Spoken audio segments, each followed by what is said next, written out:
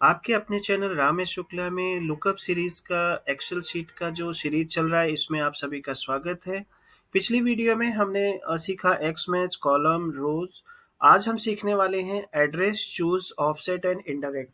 ये जो अभी सीरीज चल रही है, ये एक इंट्रोडक्टरी सीरीज चल रही है बिगनर लेवल पे।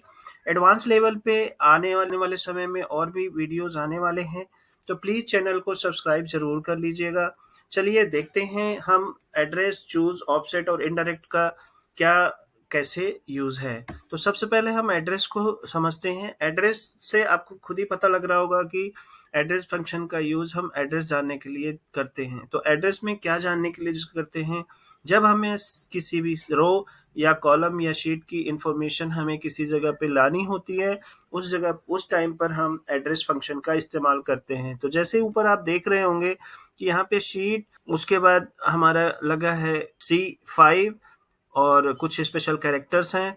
तो इस तरह का डेटा हमें चाहिए होता है कुछ एक्स्ट्रा फंक्शन को ऑपरेट करने के लिए, चलाने के लिए। तो हम देखते हैं कि इसको हम कैसे ले आएंगे। आने वाले टाइम में हम बताएंगे इसका प्रॉपर यूज विद प्रैक्टिकल। अभी आप सिर्फ एक इंट्रोडक्टरी लेवल पे इसे समझिए कि किसी भी शीट या किसी भी रोज और कॉलम की हम लोकेशन कैसे निकालें।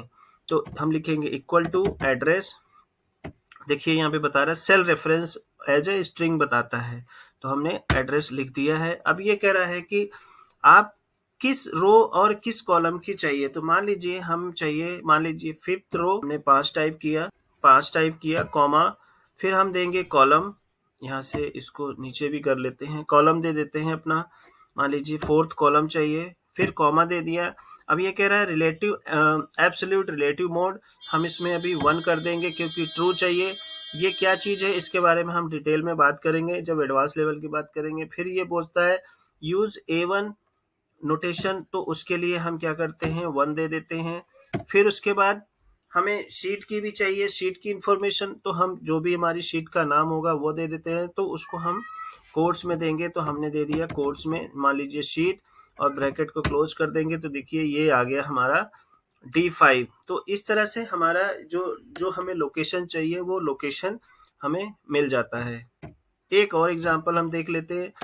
देखिए मान लीजिए एड्रेस किया हमने, उसके बाद रो कॉलम दे दिया 4 5 1 1 और एंटर मार देते हैं। तो देखिए सिर्फ रो कॉलम दिया, मतलब बिना शीट के नाम के भी हमें सिर्फ रो कॉलम की इंफॉर्मेशन मिल गई। जब हम शीट का इंफॉर्मेशन तब देते हैं जब हम, मान लीजिए हमें किसी दूसरे शीट की लोकेशन हमें यहाँ पे डिसाइड करनी है, डिफाइन करनी है, जो कहीं और है और हम किसी और शीट पे काम कर रहे हैं, तब हम शीट की इंफॉर्मेशन या एड्रेस लेते हैं। तो चलिए अब देखते हैं चूज फंक्शन का हम इस्तेमाल कैसे करते हैं। ये बहुत ही आसान है और बहुत ही यूजफुल है। आने वाले वीडियोस में हम इसको एडवांस लेवल पे अलग अलग एग्जांपल के साथ समझेंगे। अभी हम समझते हैं कि ये काम कैसे करता है। तो इसमें क्या होता है, हम एक इंडेक्स के बेसिस पे जो भी 1 2 3 4 5 10 इस तरह से दे के हम रैंकिंग निकालते हैं। तो जैसे मान लीजिए कि हम यहाँ पे इक्वल टू करते हैं चूज, और इंडेक्स हमने दे दिया है कि जैसे जो भी यहाँ पे रैंकिंग हो या वैल्यू हो उसके बेसिस पे ये रिजल्ट निकाले। हम दिखाना चाहते हैं 1 2 3 4 के बेसिस पे, तो चॉइस देना चाहते हैं, कॉमा करेंगे। अब हम इसको बताना चाहते हैं कि अगर 1 करे तो पहले चॉइस में हम चाहते हैं कि बेस्ट आए, दूसरे चॉइस में हम चाहते हैं कि गुड आए, और अगर तीसरा चॉइस है, अगर 3 नंबर दबाए तो पुअर आए। ठीक है, और ब्रैकेट बंद कर देते हैं। अब यहाँ 1 किया तो देखिए बेस्ट आ गया, 2 की किया तो 2 के नंबर पे गुड है और 3 पे पुअर है। इस तरह से आप देखिए अलग अलग ये ऑटोमेटिक इसने 1 2 3 कर लिया है। इस तरह से आप चूज फंक्शन का इस्तेमाल कर सकते हैं और अपनी रेटिंग निकाल सकते हैं। किसी की भी रेटिंग देनी हो, 1 नंबर 2 नंबर, मान लीजिए लीड है तो लीड की अगर रेटिंग देनी है, एम्प्लॉई है तो एम्प्लॉई की परफॉर्मेंस की रेटिंग देनी, तो इस तरह से आप रेटिंग बना सकते हैं। तो चलिए अब हम अगला फॉर्मूला समझते हैं ऑफसेट का। ये भी ऐसे ही लुकअप का एक बहुत ही इंपॉर्टेंट फंक्शन है जो कि हमें बताता है कि हम वैल्यू कहाँ से लेके आते हैं। तो जब भी हम इसको इंस्ट्रक्शन देते हैं रोज या कॉलम को किसी भी रोज या कॉलम से जब हमें कोई डेटा निकालना होता है तो हम इसको इस्तेमाल करते हैं। तो फॉर एग्जांपल हमने दे दिया है यहाँ पे कि हम लिखते हैं ऑफसेट और उसके बाद सेल रेफरेंस। तो हमें कहाँ से शुरू करना है, तो जहाँ से हम शुरू करेंगे, जैसे मान लीजिए हम चाहते हैं कि हमारी टेबल B3 से शुरू हो रहा है, तो हमने सेल रेफरेंस दे दिया। अब हम इसको बता रहे, ये कह रहा है किस रो और किस कॉलम से हमें डेटा निकालना है। तो हमने इसको बोला कि भैया एक काम करो, 5th रो से और 4th कॉलम से आप हमें डेटा निकाल के दे दो। आगे वाली हाइट विड्थ हम बाद में देखेंगे, अभी सिर्फ इतना देखते हैं। अब देखिए इसने वैल्यू निकाल के दे दिया, जो भी हमने रो कॉलम दिया, जहां से हमने रो कॉलम स्टार्ट किया, तो जो हमारा ये देखिए, जैसे अगर B3 है तो B3 हमने दे दिया कि यहाँ से स्टार्ट करना है। अब 5वां नंबर रो, तो ये करेगा, से शुरू करेगा जहां से आपने रेफरेंस दिया है। तो वहां 0 से शुरू होती है इसकी गिनती, 0 1 2 3 4 5। तो ये देखिए ये वाला रो ले लिया, और फिर चौथा कॉलम 1 2 0 1 2 3 4, तो ये कॉलम इसने ले लिया। तो ये है ऑफसेट का काम, जो कि आपको रोज कॉलम के इंस्ट्रक्शन के बेसिस पे डेटा निकाल के देता है। नेक्स्ट वीडियोस में मैं बड़े एडवांस लेवल में इसका 1 बाय 1 एग्जांपल देके बताऊंगा, क्योंकि ये बहुत बड़ा टॉपिक है। ये इंट्रोडक्शन, ये वीडियो सिर्फ इंट्रोडक्टरी है, तो मैं सिर्फ आपको इंट्रोडक्शन दे रहा हूँ। तो चलिए देखते हैं नेक्स्ट हमारा कौन सा फंक्शन है, इनडायरेक्ट। इनडायरेक्ट फंक्शन बहुत ही इंटरेस्टिंग है, बहुत ही यूजफुल है। इसका भी बहुत यूज है अलग अलग तरीके से, वी लुकअप में, इंडेक्स में, मैच में, हर जगह बहुत काम आने वाला है। तो अभी मैं एक छोटा सा एग्जांपल आपको दे के देखता हूँ, आपको समझ में आएगा कि हम इसको कैसे इस्तेमाल करते हैं। जैसे मैं बताता हूँ, अगर मैं यहाँ बिल टाइप करूँ, तो टोटल ये जो हमारी बिल है उसको ये टोटल करके दे देता है। अगर मैं यहाँ पे डिस्काउंट टाइप करूँ तो सारे डिस्काउंट दे देगा। अगर मैं बैलेंस करूँ तो सारे बैलेंस बना के दे देगा। देख रहे हैं कितना पावरफुल है। आप इसको फिल्टर में भी यूज कर सकते हैं, आगे वीडियोस में मैं आपको वो भी बताऊंगा। इसमें करना क्या है, जैसे देखिए कि इसमें भी हम जो भी देते हैं ये थोड़ा उल्ट अलग तरीके से काम करता है। तो इसको पहले थोड़ा सा एक बेसिक एग्जांपल हम लेके समझते हैं। जैसे मान लीजिए यहाँ पे हम देते हैं, जो भी यहाँ पे सेल नंबर लिखेंगे उसकी इंफॉर्मेशन निकाल के देगा।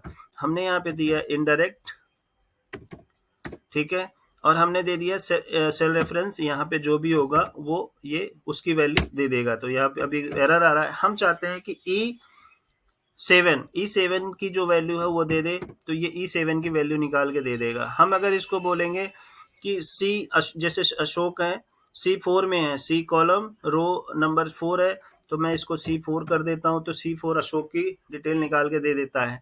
अब हम क्या चाहते हैं कि जितने भी बिल्स हैं इन सब का टोटल आ जाए। सिर्फ मैं बिल लिखूं और टोटल आ जाए, डिस्काउंट लिखूं तो टोटल आ जाए, जैसे मैं ऊपर कर रहा हूं। तो आपको क्या करना है, सम फंक्शन का यूज करना है इनडायरेक्ट के साथ। इसीलिए मैं बोल रहा हूँ जितने भी पीछे के मैंने बताए हैं आपको, इन सब का इस्तेमाल बहुत सॉलिड है और बहुत अच्छे से है। तो आप स्टेप बाय स्टेप ध्यान से समझिए, क्योंकि अगर सारी चीज मैं एक साथ बताने लगूंगा तो सब कंफ्यूज हो जाएगा।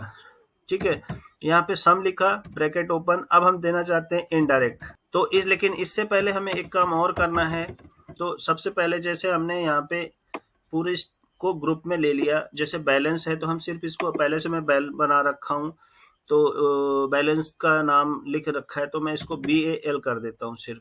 ठीक है, इसका नाम चेंज कर दिया। अब हम डिस्काउंट है इसका भी DIS कर दिया, क्योंकि डिस्काउंट मैंने ऑलरेडी दे रखा है। तो मैं इसको कर देता हूँ DIS, एंटर मार दिया। इसको हमने एक ग्रुप में ले लिया, ठीक है, और बिल को टोटल बिल कर दिया मान लीजिए।